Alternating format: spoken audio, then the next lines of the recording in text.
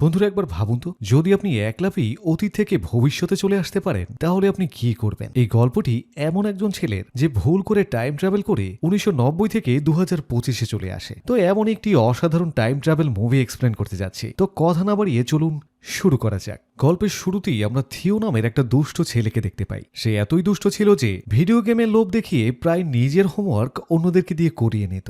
এমনকি সে বাড়িতেও কখনো সামনের দরজা দিয়ে ঢুকতো না, বরং পাইপ বেয়ে উঠে জানালা দিয়ে ঘরে প্রবেশ করত। একদিন থিও কলা খেতে খেতে ছাদে যায় এবং হঠাৎ করেই সেই ছোবড়া নিচে ফেলে। কিন্তু তখনই হঠাৎ একটা অদ্ভুত পোর্টাল খুলে যায় আর সঙ্গে সঙ্গে কলার ছোবড়াটা তখন হাওয়ার মধ্যেই অদৃশ্য হয়ে যায়। এদিকে থিও যখন কলার ছোলা নিচে পড়ার কোনো শব্দ শুনতে পায় না, সে পিছনে ফিরে তাকায়। এতে করে সে কিছুটা কনফিউজ হয়ে যায়, তাই সাথে সাথে নিচে গিয়ে চেক করে, কিন্তু কলার ছোবড়া তখন কোথাও ছিল না। এদিকে থিও নিজের রোলার স্কেটটাও নিচে ছুড়ে দেয় আর এবারও সেই একই ঘটনা ঘটে। দেখা যায় সেটাও হাওয়ার মধ্যে মিলিয়ে যায়। এবার থিওর কাছে আরো বেশি অবাক লাগে। সে একটা পাথর নিয়ে ছুড়ে দেয়, দেখা যায় সেটাও অদৃশ্য হয়ে যায়। তখন সে দৌড়ে গিয়ে তার বড় ভাই অস্কারকে এই পোর্টালের ব্যাপারে বলতে চায়। আসলে ওদের বাবা মা কেউই ছিল না, এই কারণে তারা এখন দাদির সঙ্গেই থাকতো। কিন্তু এই মুহূর্তে অস্কার থিওর উপরে ভীষণ ভাবে রেগেছিল, কারণ থিও তার মায়ের লেখা কিছু বইয়ের পাতা ছিঁড়ে কাগজের রকেট বানিয়েছিল। এদিকে থিও অস্কারকে বোঝাতে চেষ্টা করে যে সে আসলেই একটা টাইম পোর্টাল খুঁজে পেয়েছে, কিন্তু অস্কার তখন ভাবে যে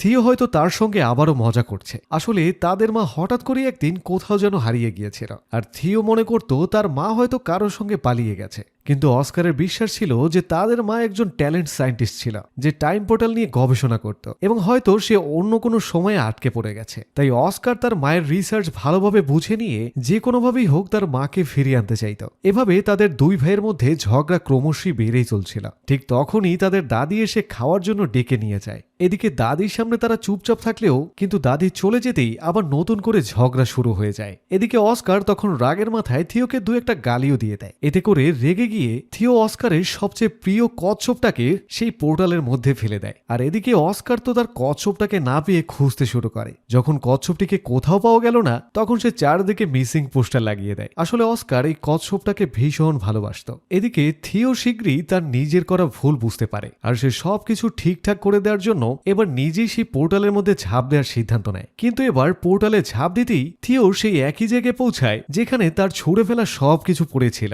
এমনকি সেখানে তার ফেলে দেওয়া সেই কচ্ছপটাও ছিল। এরপর থিও কচ্ছপটাকে নিয়ে আবার তার ঘরে ফিরে আসে আর চুপচাপ আগের জায়গায় রেখে তারপর আরামসে শুয়ে পড়ে। কিন্তু ঠিক পরের দিনই ঘটে যায় এক অদ্ভুত ঘটনা। কিন্তু অস্কার ইতিমধ্যেই উঠে কাজে যাওয়ার জন্য তৈরি হয়ে যায়। কিন্তু এখানে আমরা দেখতে পাই যে অস্কারের বয়স আগের থেকে অনেকটাই বেড়ে গিয়েছিল। আসলে থিও সেই রাতে ভুল করে সেই পোর্টালের সাহায্যে 1990 থেকে 2025-এ চলে এসেছিল। আর এখানে অস্কার ছিল একজন ফিজিক্সের প্রফেসর। এরপর অস্কার ডেভিড নামের এক ব্যক্তির দোকানে কিছু জিনিস কিনতে চায়। কিছুক্ষণ পরে সেই দোকানদারের মেয়ে এলিনাও সেখানে চলে আসে। ডেভিড আর এলিনা অনেক আগে থেকেই খুব ভালো বন্ধু ছিল।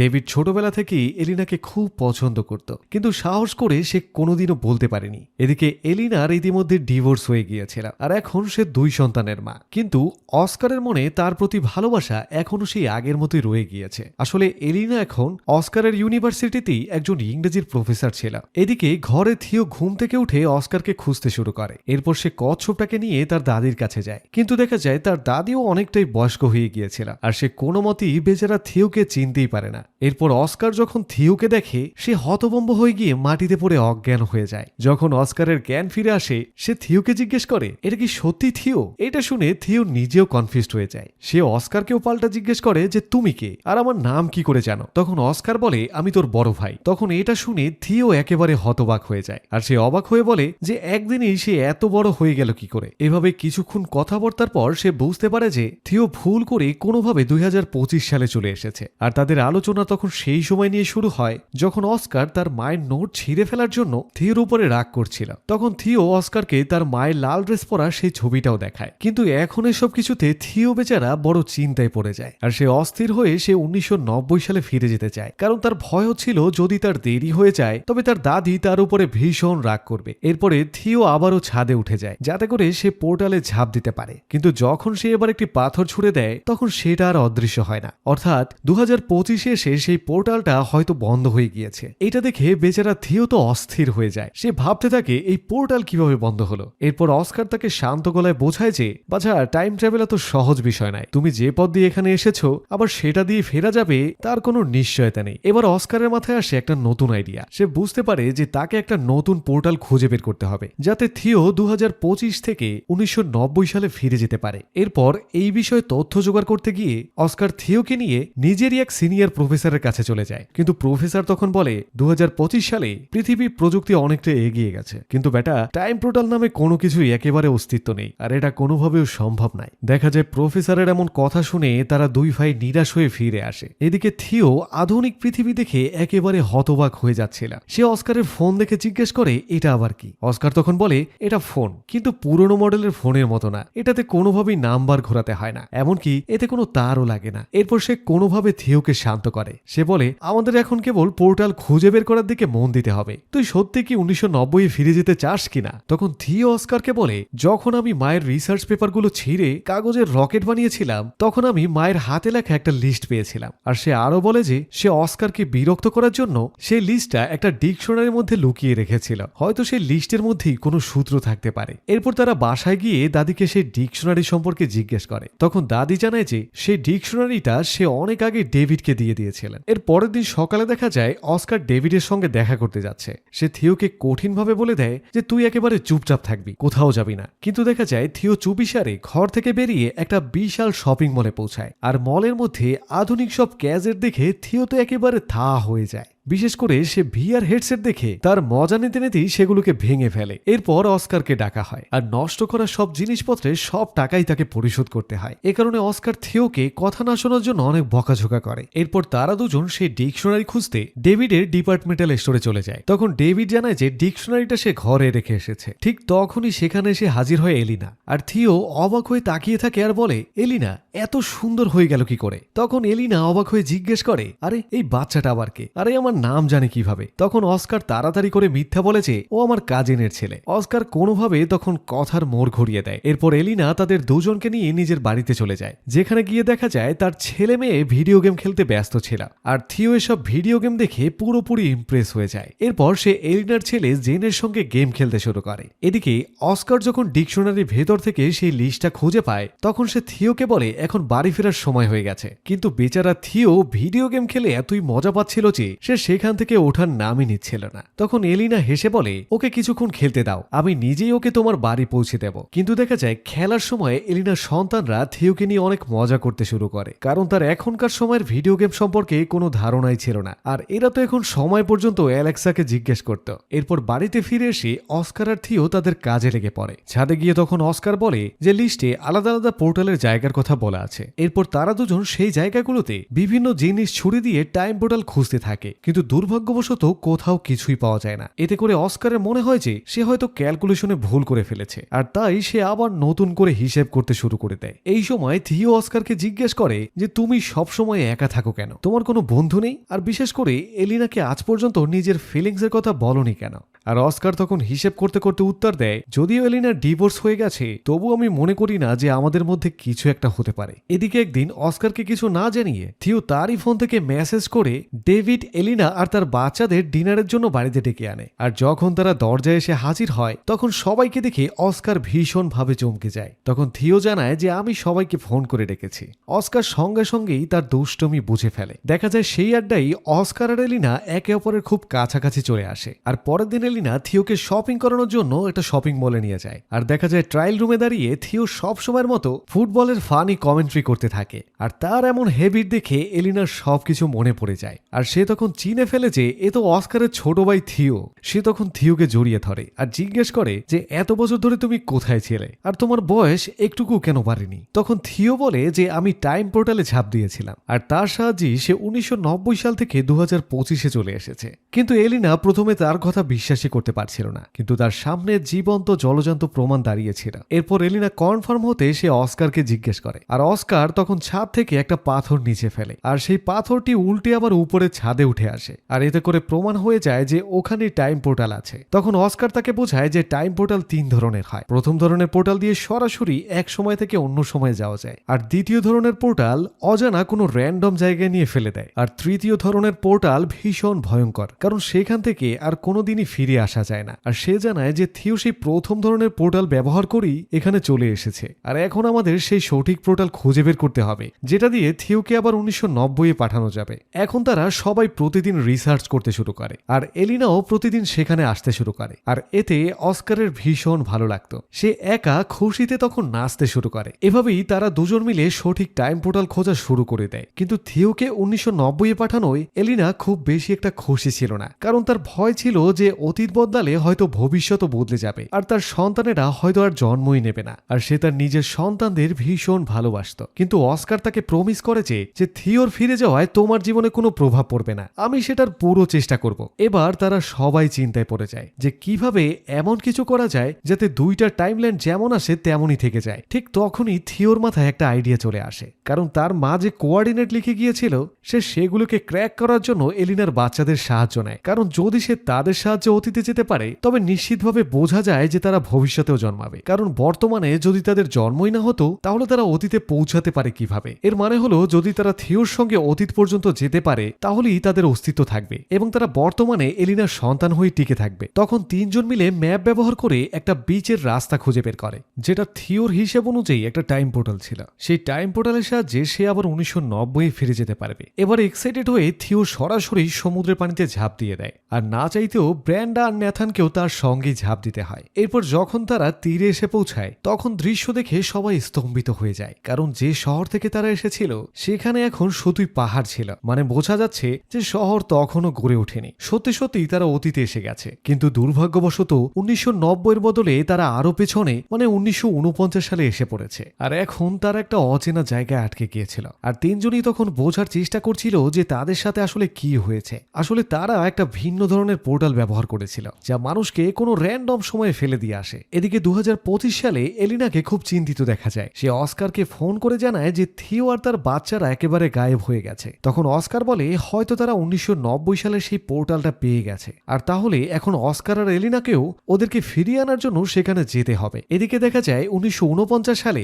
ওদের কাছে না আছে টাকা আর না তাদের ফোন কাজ করছিল, তার উপরে তারা তিনজনই ক্ষুধায় বেশ অস্থির ছিল। তখন ব্র্যান্ড আর ন্যাথান একটা মাথায় বুদ্ধি খাটায়, কারণ তাদের কাছে যে গ্যাজেট আছে সেগুলো ব্যবহার করেই তার একটা মাইন্ড রিডিং ম্যাজিক শো করার প্ল্যান করে। দেখা যায় ন্যাথান একটু দূরে গিয়ে বসে আর ব্র্যান্ডা চোখ বন্ধ করে তখন দাঁড়িয়ে থাকে, আর থিও একটা বোর্ডে র্যান্ডম মানুষের নাম লিখে দাঁড়িয়ে যায়। এরপর ওয়্যারলেস ইয়ারফোন ব্যবহার করে ন্যাথান সেই নাম পড়ে, আর ব্র্যান্ডা ইয়ারফোনের মাধ্যমে সেটা শুনে মানুষকে বলে দেয়। আর এটা দেখে মানুষ তো অবাক হয়ে যায়। তারা তখন মনে করে যে এটা হয়তো কোনো জাদু, কারণ এই মেয়েটি চোখ বন্ধ করে মানুষের নাম বলে দিচ্ছে। তারা তখন ভাবতে শুরু করে নিশ্চয়ই এই মেয়েটির বিশেষ কোনো শক্তি আছে। এইসব দেখে দর্শকরা দারুণ খুশি হয়ে যায়, আর চারদিকে তখন হাততালির ঝড় উঠে যায়। ফলে তারা কিছু টাকাও পেয়ে যায়। কিন্তু দুর্ভাগ্যবশত পুলিশ তাদেরকে দেখে নেয়, কারণ জনসম্মুখে অনুমতি ছাড়া এভাবে কিছু করা নিষেধ ছিল। থিও যখনই পুলিশকে আসতে দেখে সে তাদের পার্টনারকে ইশারা দিয়ে পালিয়ে যেতে বলে, আর তিনজন তখন তৎক্ষণাৎ দৌড়ে সেখান থেকে বেরিয়ে যায়। কিন্তু হঠাৎই এক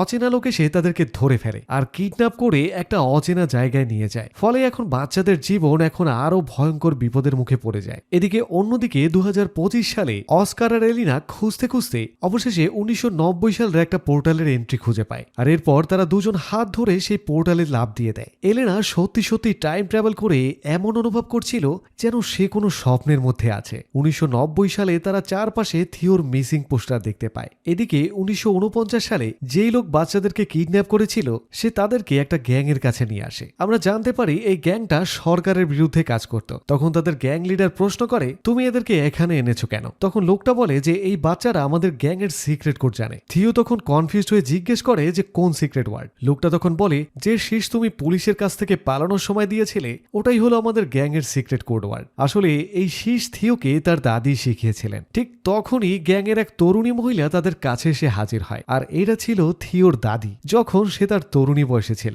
থিও যখন জানতে পারে তার দাদিও একসময় গ্যাং এর মেম্বার ছিল আর সে সেখান থেকে এমন শীষ বাজানো শিখেছিল, ছিলেন। কিন্তু থিও কিছু না বললেও সে ভিতরে ভিতরে জানতো এই মহিলাই তার দাদি, আর কেউ যেন তাকে পাগল না ভাবে তাই সে কাউকে কিছুই জানায় না। কিন্তু সে ইমোশনাল হয়ে গিয়ে সেই মহিলাকে আবার জড়িয়ে ধরে। এখানে আমরা দেখি এই গ্যাংটা সরকার বিরোধী হলেও আসলে তারা মানুষের ভালোর জন্যই কাজ করত, আর তারা এই 3 বাচ্চাদের কোনো ক্ষতি করতে চাইছিল না। তাই আপাতত তারা সেখানে অনেকটাই নিরাপদ ছিল। অন্যদিকে 1990-এ অস্কার আর এলিনা অস্কারের বাড়িতে বাচ্চাদেরকে খুঁজতে শুরু করে, কিন্তু তখন সেখানে কেউই ছিল না। আর হঠাৎ করেই তারা কারো কান্নার আওয়াজ শুনতে পায়, আর দুজনেই তখন তাড়াতাড়ি করে একটা কাবার্ডের মধ্যে লুকিয়ে যায়। আর তারা দেখতে পায় যে এটা ছিল ছোট অস্কার, যে থিওর হারিয়ে যাওয়ার দুঃখে অনেক কাজ ছিল।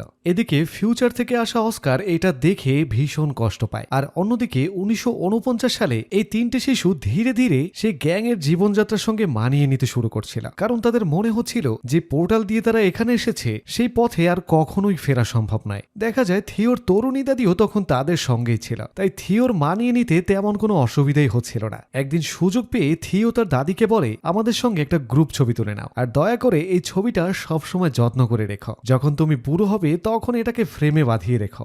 এদিকে দেখা যায় 1990 সালে হঠাৎ দাদির ফ্রেম করা ছবিটায় পরিবর্তন চলে আসে, আর এখন সেই ছবিতে দাদির সঙ্গে ব্র্যান্ডা আর ন্যাথানও আছে। আর থিও 1949 সালে সেই ছবির পিছনে বুদ্ধি করে তাদের আসা টাইম পোর্টালের একটা কোঅর্ডিনেটস মানে সেই লোকেশনটা লিখে দিয়েছিল, মানে যাতে 1990 সালে থাকা অস্কার আর এলিনা সেটাকে খুঁজে বের করতে পারে। এখন অস্কার আর এলিনা বুঝতে পারে যে তাদেরকে 2025-এ ফিরে যেতে হবে, কারণ সেখানকার সঠিক পোর্টাল দিয়ে 1949-এ গিয়ে তারা এই 3টে শিশুকে বাঁচিয়ে ফিরিয়ে আনতে পারবে। আর একবার 1949-এ পৌঁছে গেলে তারা সবাইকে 2025-এ নিয়ে আসতে পারবে, আর তারপর থিওকে 1990-এ ফেরত পাঠানো যাবে। এরপর দেখা যায় অস্কার আর এলিনা টাইম পোর্টাল ব্যবহার করে 2025-এ চলে আসে। এরপর থিওর দেওয়ার সেই কোঅর্ডিনেটস ব্যবহার করে তারা 1949-এ পৌঁছে যায়। ওদিকে ওখানে থিও আগেই তার দাদির গ্যাং এর সদস্যদের জানিয়ে রেখেছিল যে তার ভাই অস্কার তাকে নিতে আসবে, তাই দুজন লোক আগে থেকেই সেখানে অপেক্ষা করছিল। আর দাদির শেখানো বিশেষ সিটি যখন তারা বাজায় তখন অস্কারও ঠিক তেমনই সিটি বাজিয়ে রেসপন্স দেয়। এরপর অস্কার আর এলিনাকে নিয়ে যাওয়া হয় দাদির গ্যাং এর কাছে। এলিনা নিজের সন্তানদেরকে সুস্থ আর অক্ষত দেখে প্রচন্ড খুশি হয়ে যায়, কিন্তু থিও এবার কোনো মতেই ফিরতে চাইছিল না, কারণ এখন তার 1949-এ থাকতেই খুব ভালো লাগছিল। কিন্তু এইটা শুনে অস্কারের ভীষণ খারাপ লাগে। সে থিওকে বলে, হ্যাঁ আমি ঝগড়া করি, কিন্তু তার মানে এই নয় যে আমরা একে অপরকে ভালোবাসি না, আর আমি চাই না যে আমার ছোট ভাই আমাকে ছেড়ে চলে যাক। আর তুই তো জানিস না ভাই, তোর চলে যাওয়ার পর আমি কত কেঁদেছি সেটা তুই ভাবতেও পারবি না। ঠিক তখনই সেখানে চলে আসে তাদের তরুণ দাদি, আর অস্কার তাকে দেখে অবাক হলেও কিছুই বলে না। আর এখন সবার দরকার ছিল সেই 2025 সালে ফিরে যাওয়ার সেই টাইম পোর্টালটা, তাই গ্যাং এর একজন সদস্য তাদেরকে গাড়িতে তুলে নিয়ে যাচ্ছিল। আর সেই মানুষটা আর অন্য কেউ ছিল না, বরং সে ছিল অস্কার আর থিওরি দাদু। এরপর তারা খুব তাড়াতাড়ি করে 2025 সালের একটা টাইম পোর্টাল খুঁজে পায়, আর দেখা যায় এবার অস্কার থিওকে 1990 সালে পাঠানোর প্রস্তুতি নেয়। আর এটা ছিল সেই কনস্ট্রাকশন সাইটের পোর্টাল যেটা তারা আগেই খুঁজে পেয়েছিল। কিন্তু থিও কিছুতেই ফিরে যেতে চাইছিল না, কারণ 1990-এ তার কাছে কেউই ছিল না, সেখানে তার না ছিল বাবা না ছিল মা, তাই সে ভীষণ একা অনুভব করত। তখন থিও বলে যে আমি এখন তোমার সঙ্গেই থাকতে চাই, আর তোমাকে দেখে আমার বাবার কথা মনে পড়ে। তখন অস্কার তার ছোট ভাই থিওকে তখন বুকে টেনে নেয়, আর খুব আদর করে বলে যে 1990 সালের অস্কারও খুব একা হয়ে গেছে, ওর কাছে সবচেয়ে তোমাকে বেশি প্রয়োজন। আর যদি তুমি ভালোভাবে থাকো তাহলে আমি প্রমিস করছি আমার ছোট ভার্সনও তোমার খুব খেয়াল রাখবে। এভাবে না চাইতেও থিও অবশেষে 1990-এ ফিরে যায়। আর তার ফিরে আসায় তখন অস্কারের মনে আনন্দের আর সীমা থাকে না, আর দাদিও তাকে জড়িয়ে ধরে ভীষণ আদর করে। আর যখন থিওকে জিজ্ঞেস করা হয় যে সে এতদিন কোথায় ছিল, তখন সে বানিয়ে বনিয়ে একটা ভুয়া গল্প বলে যে তাকে নাকি একটা গ্যাং কিডন্যাপ করেছিল। এদিকে থিওর চলে যাওয়ার পর অস্কারও এখন বিশ্বাস করতে শুরু করেছিল যে তাদের মা হয়তো কারোর সঙ্গে পালিয়ে গেছে, তাই সে হতাশ হয়ে তার মায়ের রেখে যাওয়া বইগুলোকে ছুঁড়ে ফেলতে শুরু করে। কিন্তু ঠিক তখনই থিও সেখানে এসে তার টাইম ট্রাভেলের পুরো গল্প তাকে খুলে বলে। সে অস্কারকে 2025 সালের ফোন দেখায়। অস্কার তার গল্পে পুরোপুরি বিশ্বাস করতে না পারলেও ফোন দেখার পর তার কথাবার্তা সে অস্বীকারও করতে পারে না। এরপর থেকে তারা দুই ভাই সিদ্ধান্ত নেয় যে তারা আর কখনোই সেই টাইম পোর্টালের ব্যবহার করবে না, আর তারা প্রমিস করে যে তারা বর্তমানে থেকেই খুশি থাকবে। আর এখন আমরা দেখতে পাই ওদিকে 2025 সালে বড় অস্কার আর তার ভাই থিও একই সঙ্গে ছিল, আর ঠিক তখনই তাদের দরজার ঘন্টি বেজে ওঠে। আর থিও তখন বলে যে এই দেখ এলিনা এসে গেছে, তুই এখনো তাকে তার মনের কথা বলিস না কেন। তো যাই হোক, এরপর অস্কার আর এলিনার যে জীবন সেট হয়ে যায়। এরপর মুভির শেষ দৃশ্যে আমাদেরকে অনেক অনেক আগের পুরনো একটা সময়কে দেখানো হয়, যেখানে একটা পোর্টাল খোলে আর সেখান থেকে একটা মহিলা বেরিয়ে আসে। এই সময়ে এত পুরনো ছিল যে যখন মানুষ বিজ্ঞান সম্বন্ধে কিছুই জানতো না। আর এই মহিলা অন্য কেউ ছিল না, সে ছিল থিও আর অস্কারের মা। তো যাই হোক, এরই সাথে টাইম ট্রাভেলের সেই অসাধারণ মুভিটি শেষ হয়ে যায়। তো বন্ধুরা, গল্পটি কেমন লাগলো কমেন্টে জানাতে ভুলবেন না। আর ভালো লাগলে একটি লাইক দিয়ে চ্যানেলটি সাবস্ক্রাইব করুন, যাতে নতুন নতুন সব গল্প সবার আগে চলে যায় আপনার দরজায়। তাই আজ যাচ্ছি তবু যাচ্ছি না, দেখা হচ্ছে নতুন কোনো গল্প নিয়ে। ততক্ষণ পর্যন্ত ভালো থাকুন, সুস্থ থাকুন, আল্লাহ হাফেজ।